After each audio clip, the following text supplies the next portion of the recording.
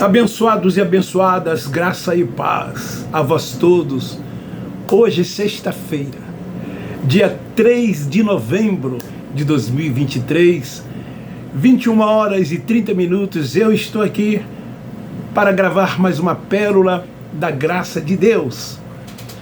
Espero encontrá-los felizes e que cada um de vocês tenham tido este dia, que ora se encerra como o melhor dia da vida de cada um de vocês. Eu quero agradecer de todo o meu coração a todos vocês o incentivo, a força, a ajuda que vocês têm me dado divulgando o meu canal, espalhando essa pérola da graça de Deus, a fim de alcançar os filhos de Deus que são nossos irmãos, que estão aprisionados, que não vivem essa liberdade que nós vivemos no Espírito, por termos a nossa mente ativada, por sermos salvos na mente. Assim sendo, nós adoramos o Pai em espírito e em verdade. Prestamos a Ele o nosso culto racional. Não vivemos debaixo de preceitos dos homens, nem debaixo de rudimentos. Não vivemos na prática de ritos, de liturgias, de cerimoniais. Reinamos em vida. Entendemos qual é a boa, perfeita e agradável vontade de Deus. Não carregamos conosco nenhum sentimento de culpa por deixarmos ou por fazermos qualquer coisa, como ensina a religião. O tema de hoje é: eles mentem quando ensinam que todos passarão pelo tribunal de Cristo. E eu quero ler na epístola do apóstolo São Paulo, na segunda aos Coríntios, no capítulo 5. Vocês depois leiam a partir do versículo 1, mas eu quero me ater ao 10. Pois todos devemos comparecer perante o tribunal de Cristo, para que cada um receba, segundo o que tiver feito por meio do corpo, o bem ou o mal. Queridos, eu me recordo quantas das vezes, quando lá eu estava, e na faculdade teológica, nos 3 seminários que eu lecionei, eu falava acerca desses acontecimentos futuros que a religião, que o sistema religioso acredita e ensina, dizendo que ainda vai acontecer. A ressurreição. Quando um crente morre, no dia da cerimônia fúnebre, quem ali realiza, fala a todos quanto ali se reúnem, que um dia esse irmão ou aquela irmã vai ressuscitar. E depois dessa ressurreição, ele é transformado e logo a seguir arrebatado e encontra o Senhor nos ares. E nos ares ocorrerá o tribunal de Cristo e simultaneamente a bodas do Cordeiro. Quantas das vezes eu preguei nos púlpitos das igrejas acerca desse tribunal de Cristo, dessa bodas do Cordeiro. Mexia com o sentimento das pessoas, as pessoas se emocionavam, choravam, e acendia dentro de si essa esperança de que isso, na verdade, fosse acontecer. Mas hoje, com a mente ativada, com o entendimento dado pelo Espírito, já não penso mais assim. Não sou futurista. Queridos, então vamos ao texto que li. O apóstolo Paulo, aqui no capítulo 5 da segunda epístola aos Coríntios, ele fala da esperança de que aqueles irmãos deveriam ter Porque Paulo, ele entendia que o juízo de Deus ia vir sobre o povo de Israel. Porque o Cristo Nazareno, ele falava, ensinava acerca dos acontecimentos que viriam naquela geração. Ele falava do tempo de grande aflição, como nunca houve e nem tão pouco iria acontecer. Ele falava da grande tribulação, ele falava da sua volta em juízo, nas nuvens, sobre o seu povo. E Paulo então sabia de que isso estava prestes a ocorrer. Quando o apóstolo Paulo, aqui no versículo 10, ele fala do tribunal de Cristo, isso teve um destinatário. Isso realmente iria acontecer, iria ocorrer. Era para aquela geração, era para aqueles últimos dias. Mas a religião futuraliza. A religião ensina, dizendo que este dia ainda vai ocorrer. E que esse tribunal de Cristo se dará logo após o arrebatamento da igreja, quando a igreja encontrará com Cristo nos ares, e nos ares ocorrerá este tribunal e simultaneamente também a bodas do Cordeiro. Mas Paulo, ele disse isso, a geração dos seus dias, ele disse que viria o juízo de Deus, mas a religião até hoje não entendeu esse versículo. Então futuraliza dizendo que esse tribunal de Cristo ocorrerá num futuro este, que já se passa quase 2000 anos. E como está escrito em Eclesiastes 1:4, geração vai, geração vem, mas a terra permanece para sempre. Então isso não vai ocorrer, isso não vai acontecer, porque esse fato, esse acontecimento, ele já aconteceu. Se todos que nasceram depois do juízo de 70, os que não nasceram depois que foi estabelecido a nova Jerusalém espiritual pelo próprio Deus, essa nova Jerusalém, esse tabernáculo espiritual, aonde ele está? Aonde ele se encontra? Ele se encontra nos espíritos do eleito, aonde o Espírito Santo de Deus habita e testifica no nosso espírito que somos filhos de Deus. É a nova Jerusalém, ela foi estabelecida. Mas eles não entendem isso, eles não compreendem isso. Até mesmo, eles até dizem que são templo, que são tabernáculo.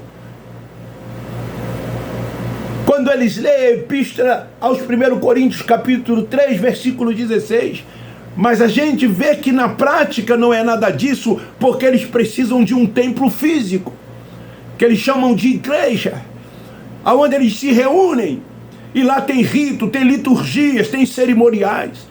E eles dizem que lá Deus habita, é lá que Deus está, é lá que é o templo, é lá que é o tabernáculo, lá que é o lugar de se buscar a Deus. Mas nós que temos a mente ativada, entendemos que nós somos o templo, que nós somos o tabernáculo, a morada da habitação de Deus. Essa Jerusalém, ela foi estabelecida nos filhos de Deus, nos eleitos. Então, como nós, tendo esse entendimento, vamos pensar em juízo? O que Paulo diz aqui no versículo 10 da primeira epístola, no capítulo 5, da segunda epístola? Antes comparecer ao tribunal de Cristo. O tribunal se entende que lá é lugar de quê? De julgamento. O Espírito nunca esteve em estado de salvação e nem de condenação.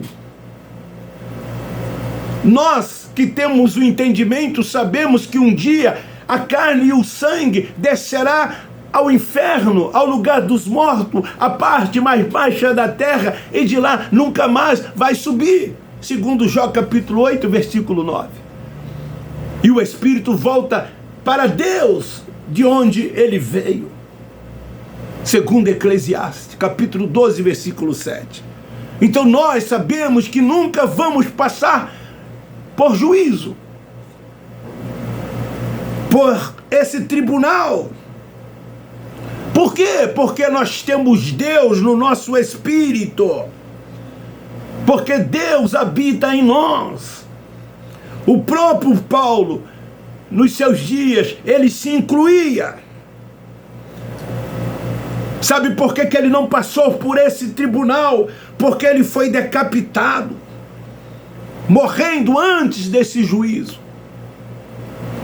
Os discípulos morreram também antes, exceto João. Os que passaram pelo juízo foram os fariseus, os religiosos, os israelitas, que faziam parte das 12 tribos de Israel. Sim, eles, e nós vamos ver a seguir, para quem era esse juízo, para quem foi estabelecido esse tribunal, quem deveria passar por ele, quem deveria ser julgado por ele. Mas eles os mentem, esse falso ensino, essa falsa esperança que eles dão aos crentes, mentindo para estes que fazem parte desse sistema religioso, que ficam nas sinagogas, debaixo de preceito dos homens, de doutrina dos homens, acreditando em todas essas mentiras, em todos esses enganos, nessa falsa esperança, dizendo, botando na conta de Paulo, que Paulo disse que todos irão passar pelo tribunal. É isso que eles ensinam, é isso que eles fazem, é isso que eles dizem, quando na verdade não passarão. Versículo 1, sabemos que se a nossa casa terrestre desse tabernáculo se desfizer, como eu já falei, a carne e o sangue voltam ao pó da terra. Temos da parte de Deus um edifício, o tabernáculo estabelecido por ele, a sua habitação, a sua morada, aonde ele habita. Como parte de Deus, um edifício, uma casa, que não foi feita por mãos de homem, mas uma eterna morada nos céus. Como assim? Nós estamos aqui, mas não somos daqui. Como assim? Nós andamos e vivemos por fé. Como assim? O reino de Deus está dentro de cada um de nós. E o seu reino é paz, poder e justiça, é alegria no Espírito. Como assim nós estamos aqui já assentados com ele nas regiões celestiais?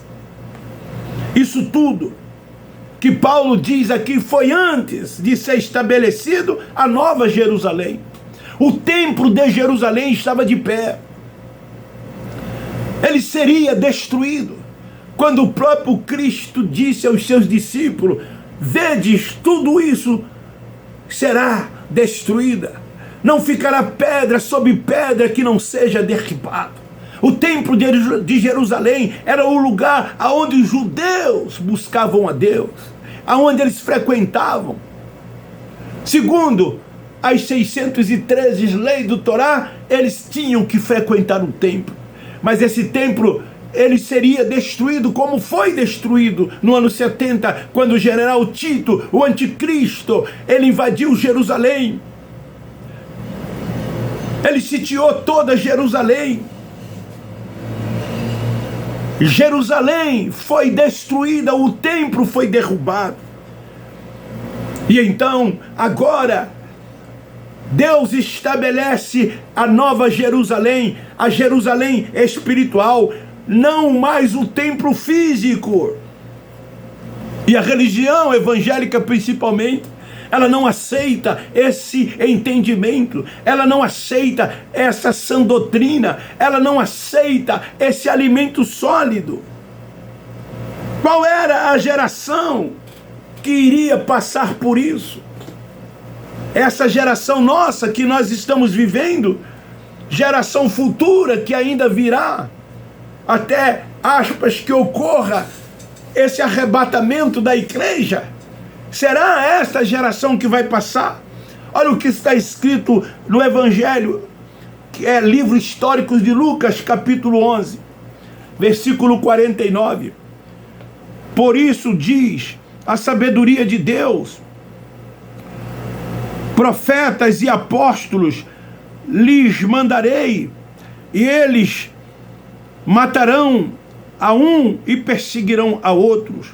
Portanto, desta geração será requerido o sangue de todos os profetas que foi derramado desde a fundação do mundo, desde o sangue de Abel até o sangue de Zacarias, que foi morto entre o altar e o templo. Assim vos digo, será requerido desta geração. Está aí. E por que que eles ficam mentindo? Por que que eles ficam enganando? Dando falsa esperança aos filhos de Deus que lá estão. Porque eles têm seus interesses, porque eles têm suas conveniências. Eles querem status, como eles têm título. Eles querem primazia, querem ser reverenciados, aplaudidos, ostentados. Eles querem dinheiro, porque eles vivem do suor do rosto de cada filho de Deus. Então quem passou foram eles, aquela geração, os que foram responsáveis pelas mortes de Abel até Zacarias. O texto é claro. Então aquela geração iria passar sim pelo tribunal de Cristo. Eles teriam que prestar conta. As contas foram pedidas a quem? A eles. E eles foram julgados por essas mortes, desde Abel até Zacarias. Podemos com isso lembrá-los que Jesus veio em juízo. Então ele não volta mais. Ele não virá uma outra vez como querem os religiosos, principalmente os religiosos evangélicos. Essa revelação os religiosos não têm, porque eles estão ainda com um véu sobre o rosto. Essa revelação eles não têm, porque vivem debaixo de preceitos e doutrinas de homens. Essa revelação eles não têm, porque eles não seguem o Cristo ressuscitado. Eles seguem ainda o Cristo Nazareno. Eles ainda lêem Moisés. Eles ainda estão debaixo dos rudimentos da lei mosaica. O véu continua sobre eles. Essa revelação, ela não é dada por teólogos, ela não é dada por professores de escolas bíblicas dominicais, por nenhum mestre. Por mais que se leia, por mais que se pesquise, por mais que se tenha conhecimentos seculares, esta revelação, ela é dada tão somente pelo Espírito Santo de Deus. Eu busquei isso em faculdade teológica. Eu busquei isso com os meus conhecimentos seculares que tinha. Está ali a minha biblioteca, pesquisando livros, seguindo homens, como alguns ainda seguem, e fazem desses livros que leem um argumento teológico a fim de convencer os incautos filhos de Deus. Quando na verdade, como filhos, temos que ser guiados e dirigidos pelo Espírito Santo. Romanos 8,14, o que eu não era, e que muitos que hoje estão na graça também não eram, e como muitos dos nossos irmãos que lá estão, não são guiados e nem dirigidos pelo Espírito Santo. Porque se permitir que o Espírito Santo dirija as suas vidas, a revelação vem, o entendimento vem, a salvação na mente vem, então o Espírito abre a mente e dá esta revelação, porque este entendimento é dado tão somente pelo Espírito.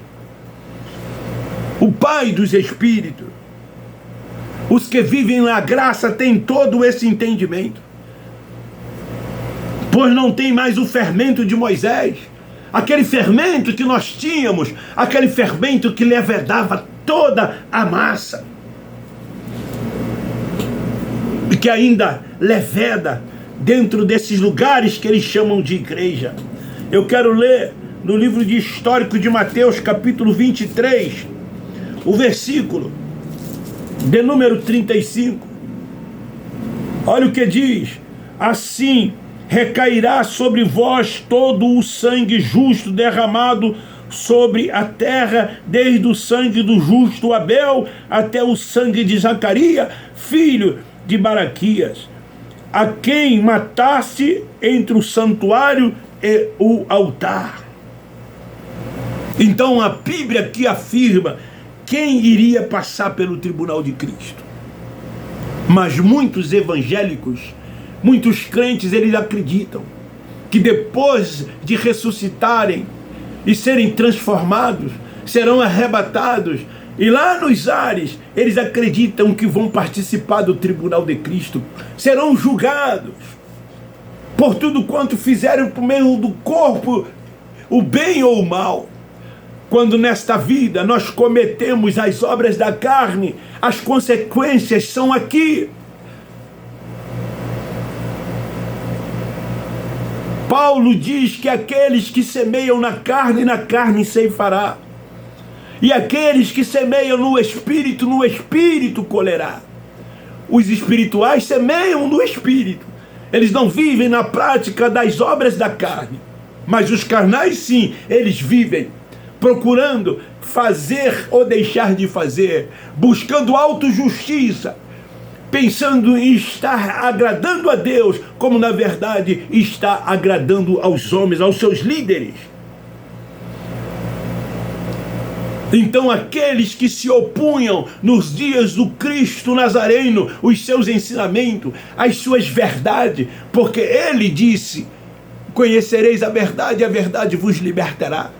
Ele era a verdade, o caminho e a vida para os judeus, para o seu povo, que ele veio buscar e salvar. Mas eles não entenderam, eles não compreenderam, eles rejeitaram a verdade do Cristo. Se opunham à sua doutrina, assim como nos dias de hoje os nossos irmãos estão se opondo à doutrina que Cristo ressuscitado revelou a Paulo. Eles se opõem a essa doutrina. Nós sabemos que esses que estão ainda dentro dessas sinagogas, que se colocam dentro desses lugares, que ficam aí atrás de curas, tentando barganhar com Deus, negociando, a fim de alcançar isso, de alcançar aquilo. Como nos dias do Nazareno ocorria, muitos iam atrás dele por causa de curas, de milagres. O justo viverá pela fé. Nós, com o entendimento que temos, nós tão somente cremos, tomamos posse e vivemos. Não andamos por vista, mas por fé. Crendo tão somente. Somos abençoados, somos curados. Já somos protegidos por Ele. Reconhecemos a soberania de Deus. Assim sendo, sabemos que tudo é a sua vontade. E vivemos debaixo da sua obediência, obedecendo tão somente a sua palavra. Então esta é a mensagem de hoje.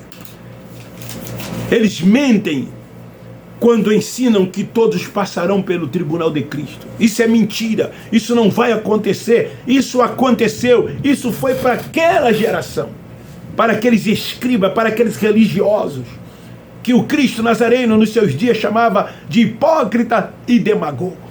Os fariseus, e quantos fariseus estão ainda hoje nos dias que estamos vivendo dentro dessas sinagogas? Verdadeiros fariseus. Não são capazes de amar o próximo.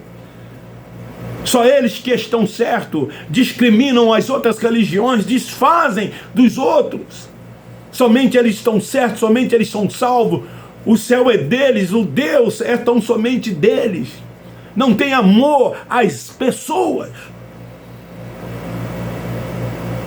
Não ajuda os necessitados. Não praticam a verdadeira religião, que é visitar os órfãos, as viúvas. Não socorrem aqueles que precisam, mas arrecadam em nome de uma tal obra de Deus. a fim de que eles se tornem cada vez mais ricos. Desperta, povo de Deus. Saia desses lugares, fujam desses lugares.